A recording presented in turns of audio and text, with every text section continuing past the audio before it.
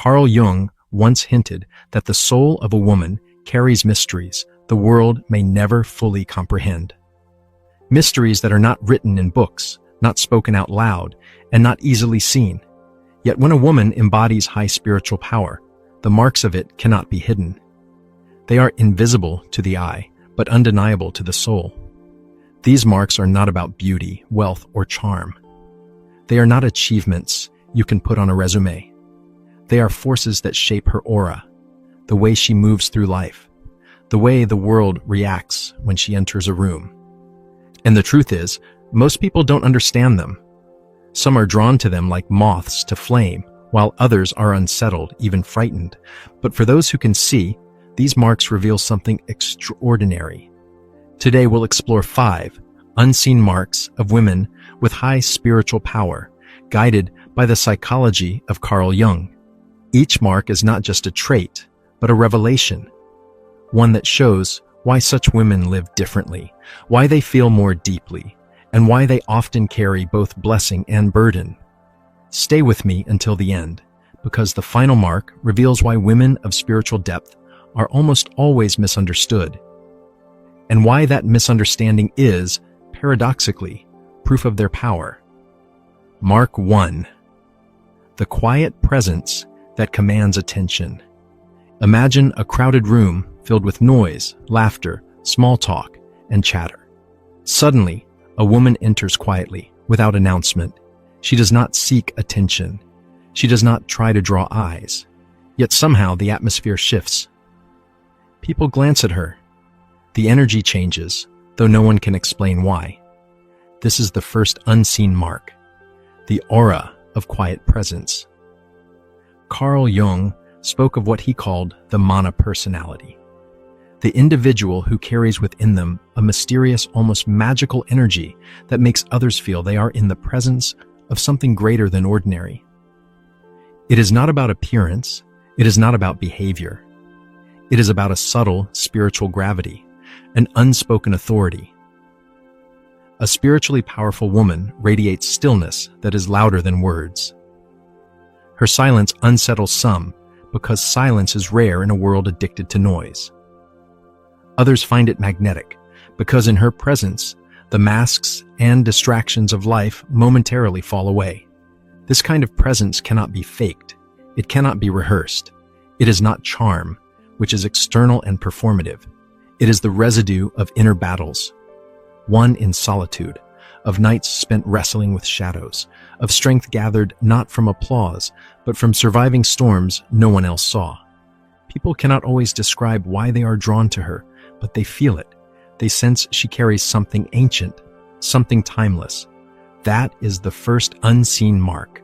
But Jung would say, presence alone is not enough. Something deeper shapes it. Something born from suffering. Mark 2. The wound that becomes wisdom. Every woman with high spiritual power carries a wound. It is not a small wound, not the ordinary frustrations of life. It is a wound so deep that it forced her into a dialogue with her own soul. It might be the loss of love, the betrayal of trust, a childhood marked by pain, or the loneliness of never being understood. Carl Jung called this the wounded healer archetype. He observed that those who have suffered deeply often develop the capacity to guide, heal, or inspire others, not because they read about suffering in books, but because they lived it. For a spiritually powerful woman, the wound becomes the seed of her wisdom. It is not erased, but transformed. While others spend their lives hiding scars, she integrates hers. Her scars become her shield, her reminder of what she has overcome.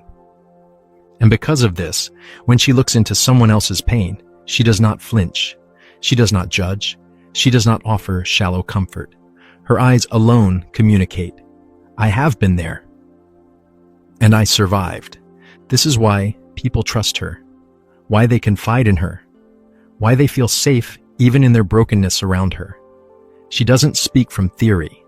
She speaks from fire. The wound became wisdom. The pain became power. And this is why her presence has weight. But there is another mark, one that explains why she can see what others miss. Mark 3. The intuition that sees beyond masks. Carl Jung spent his life exploring the unconscious, that vast ocean beneath the surface of human behavior, where motives, fears, and truths are hidden. A spiritually powerful woman is often deeply connected to this realm. Her intuition is not just a feeling, it is vision. It is perception sharpened by silence, by suffering, by sensitivity. She sees beyond appearances. She notices the trembling hand hidden behind the confident smile. She catches the flicker in the eyes that betrays a lie. She hears what is not spoken in conversations, sensing the tension between words. This intuition can feel unsettling to others. People sense she sees them more clearly than they see themselves. Masks crumble around her. Secrets feel heavier. Pretenses collapse. Some are drawn to her because of this. Longing for truth, others retreat, terrified of what she might reveal. But her intuition is not used to wound. It is not a weapon. It is a light, a mirror. She does not seek to expose in cruelty, but to reveal in order to heal. Jung once wrote, "The meeting of two personalities is like the contact of two chemical substances. If there is any reaction, both are transformed." When you meet a woman with such intuition, you cannot leave unchanged. Whether you welcome it or resist it, you will feel transformed.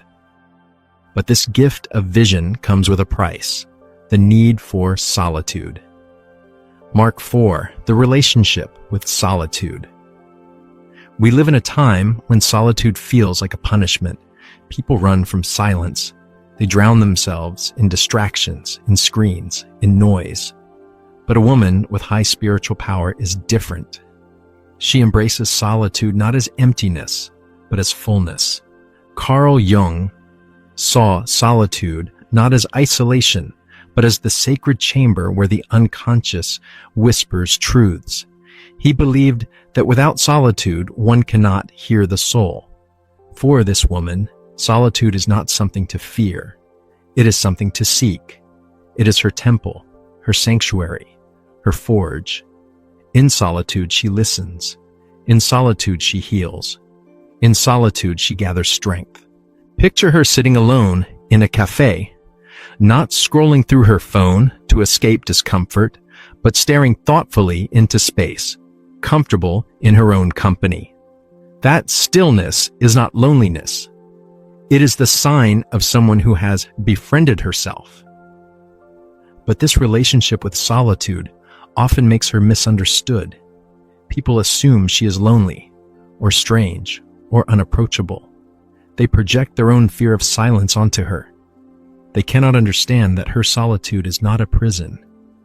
It is a source of power.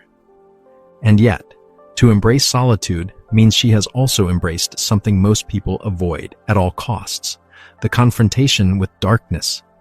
Mark 5, the courage to face darkness. Carl Jung said, "One does not become enlightened by imagining figures of light, but by making the darkness conscious." A spiritually powerful woman has walked through her own shadows. She has faced the inner demons that most people deny, repress, or bury. She has confronted the fear, the rage, the despair, and the chaos within herself. This confrontation is not glamorous. It is terrifying. To look at your own darkness and not run, that is the rarest form of courage. But she has done it, again and again. And because of this, she does not fear the darkness in others. When others are drowning in shame, she remains steady. When others are overwhelmed by grief, she does not collapse. She can sit with pain without needing to escape it. Her strength is not the denial of darkness, but the integration of it. She does not pretend to be pure, innocent, or untouchable. She knows that wholeness requires shadow. Light without shadow is illusion. True power is the ability to carry both. This is why she is resilient in ways that seem almost supernatural. Storms that would destroy others become her teachers. Chaos does not break her, It refines her. But here lies the final mark, the most painful of all. So what do these unseen marks reveal? They reveal that true power is not loud, not boastful, not obvious. It is quiet presence. It is wisdom born of wounds. It is intuition sharpened by silence. It is love of solitude, courage to face darkness, and the willingness to be misunderstood. If you recognize these in yourself, know this: they are not accidents. They are initiations, signs that you were chosen not for an easy path, but for a deeper one. And if you recognize them in another woman, honor her, because women of high spiritual power are rare. They are both fragile and unbreakable, both gentle and fierce, both human and more than human. Carl Jung wrote, "The privilege of a lifetime is to become who you truly are." For women with these unseen marks, becoming who they truly are is not a choice. It is destiny. So the question is not whether you carry these marks. The question is, will you accept them? Will you live them fully, even when misunderstood, even when alone, even when the weight feels unbearable? Because if you do, you will discover what Jung always hinted at, that the deepest power of the soul is not to escape suffering, but to transform it into light.